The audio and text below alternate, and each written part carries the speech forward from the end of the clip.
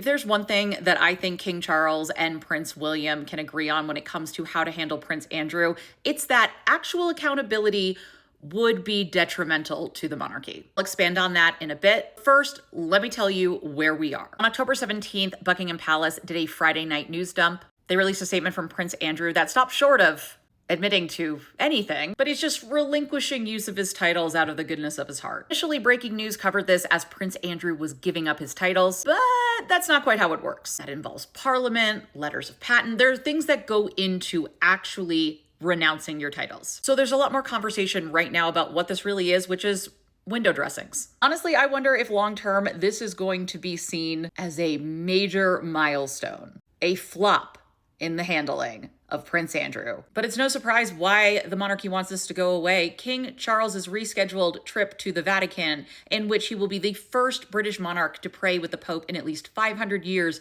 is this week. Really don't want the Prince Andrew story out there. Since Friday, more information has come out. On October 18th, the Daily Mail published this exclusive, and it's actually an exclusive. Andrew told Met to dig up dirt on Virginia Giuffre. Police launch probe as email reveals he procured private data for smear campaign. Before people are like, why are you quoting the Daily Mail? It's because they have the beef. Messages. Burden of proof in the UK is reversed. Number one, they can argue that this is very well within the public interest to publish these messages between Prince Andrew and Ed Perkins, who was Queen Elizabeth's deputy press secretary in 2011. What this piece is saying and showing through the emails is that Prince Andrew, hours before the first newspaper would publish a photo with him and his arm around a 17-year-old Virginia Giuffre, then Roberts, was that he was in contact with the Queen's deputy press secretary, telling him, among other things, he had just had a short conversation with Gillen,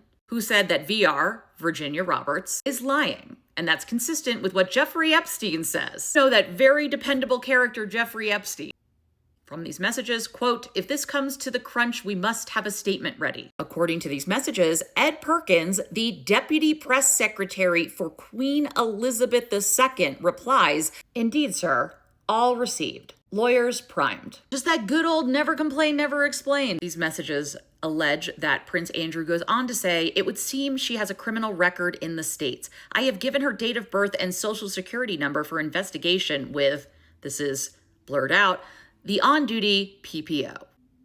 So the allegation here is that Prince Andrew asked his taxpayer-funded Met bodyguard to investigate Virginia Giuffre, and then he passed on that information. Briefly, another thing about 2011 is that the Leveson inquiry, which was an effort to look into phone hacking and other tactics utilized by some in the British media, was going on. I bring this up specifically because when a report was produced and given to then Prime Minister David Cameron in November of 2012, he rejected any sort of regulation. He also argued that the scope for a proposed Leveson II, which would look into collusion with the Met Police between journalists, was unnecessary.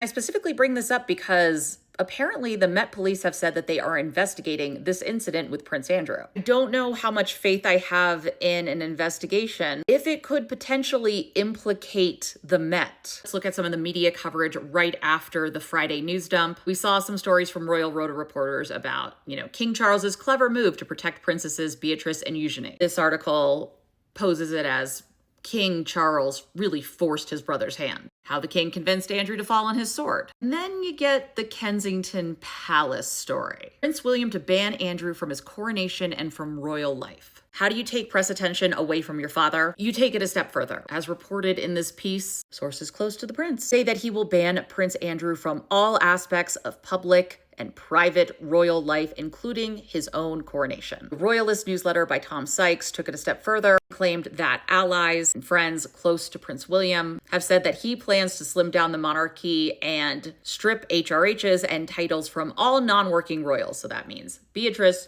Eugenie, Harry, Meghan, Archie, Lilibet. I personally think some of this is just testing the water to see if there's an appetite for this kind of change. I think what we're seeing is that for a lot of people, the removal of titles does not go far enough. When it comes to Prince Andrew, on top of the fact that it's one thing to declare these big sweeping changes when you are the Prince of Wales, it is an entirely separate thing when you are king. Prince Charles at the time also made claims that he was going to be harder on his brother. And yet once he was king, suddenly Prince Andrew was rejoining the Sandringham Christmas walkabout, allowed at public events. Sarah Ferguson has been out and about. But I think what both of them can agree on, and the palace would argue they can't even have an opinion on this, is that any sort of serious investigation into Prince Andrew could spell disaster for the British monarchy. I don't know if that's true. I would say the way it's been handled up to this point is perhaps even more disastrous. But again, this is a developing story, so